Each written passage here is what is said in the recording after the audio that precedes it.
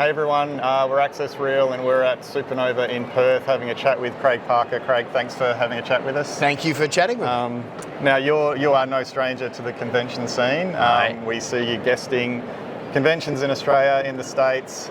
What keeps you involved? What keeps you coming back to the circuit? I love them, I think, in the same way that the people who come to them love them. I think to be surrounded by people who are in love with film and television and storytelling and creativity.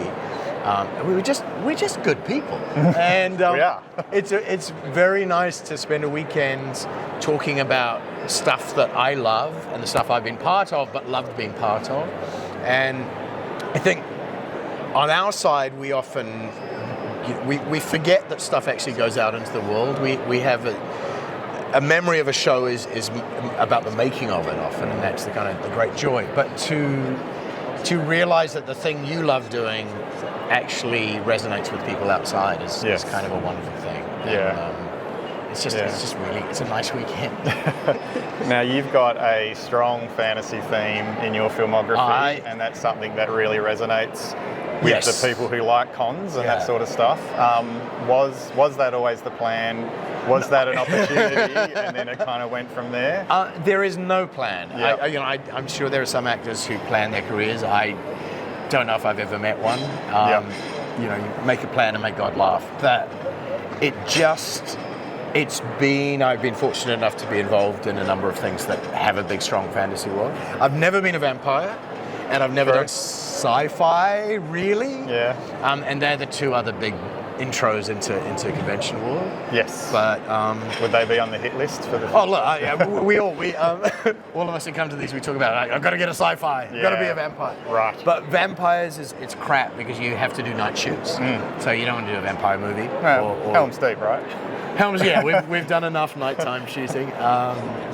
But yeah, the thing I love about fantasy worlds is the stakes are always heightened. So it's kind of there's an operatic sense to doing them. So as a performer, you get to play in an elevated way, and it's a lot of fun. So and you've done different elements, right? So you've got Lord of the Rings, high fantasy, wizards, magic, and then Spartacus, grounded, intense. Historical. And I guess it's not fantasy, because everything is every television show, even if it's set now, exists in its own world, has its own kind of universe attached. But I like the dress-ups. The thing about Spartacus was Roman times. I did a thing, Reign, where we're all royal family and kind of running France, basically. Yeah. And again, their decisions, their desires, their loves, their hatreds, all that kind of stuff have enormous real-world consequences. So it just is fun to play in that world. Yeah. Plus, you get really good clothes to wear and get to do cool stuff. I've seen you comment that you really enjoy villainous, flawed characters, that you can really kind of get into that. I wanted to ask, but you've also played heroic characters. Yeah, a couple. Yes. Yeah. So, how do you embrace that? I think, and for me, watching television or a film I'm always more interested in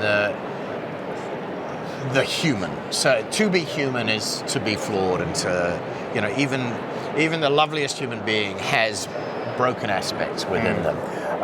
And I think in some storytelling, the hero is forced to be a pure, holy creature, which doesn't really interest me. It's not interesting. I'm much more interested in the person who overcomes their flaws to do something heroic, or just the person who's so broken that they only can do terrible things. And again, to play, it's so much more interesting to be able to really explore the nasty aspects of humanity. And sounds like fun. It's really fun. So when you get a script, what would be a red flag? What would you say? I'm not going near this thing, or does such a thing I don't know exist, if there's anything that if if that character doesn't exist in some complete form in the script, so there are, in every script there are characters who come in just to help another character go in a certain direction and disappear. I have no interest in playing those things really, because I'm sure I've done that in the past on things, but for me there's no fun in that. But red flag wise, I very rarely said no to anything. Quite early on I realized by just saying yes to whatever you have an experience, even if sometimes you can say yes to something and it's terrible, but you meet someone you love on it, or you just have a great time on it, or whatever you get something from it.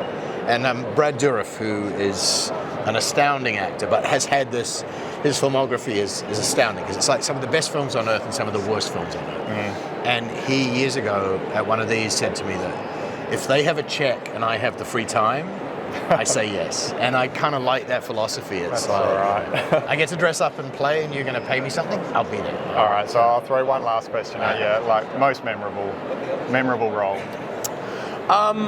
Or is that too hard? Is that it's like kind of hard. Kids? The role I'm probably the most grateful for would be being part of Lord of the Rings. Sure. Yeah. In just that it has given me access to 26 years ago. 26 years ago, and it's given me access to this world. Yeah. And it was the first convention I did was for that, even before the film had come out. Yeah. Okay. And then, I remember the hype train leading up. Yeah, and we all just suddenly went, oh, okay, this is. These books are, there's so many people who these books mean something to, and now these films seem to have, they got it right, and so for that I am eternally grateful, and it's nice to be invited out to this thing. Awesome. Well, we're very grateful for you spending some time with us. Thank you for having me. Thanks very much, Craig Parker. My pleasure. Cheers. Bye.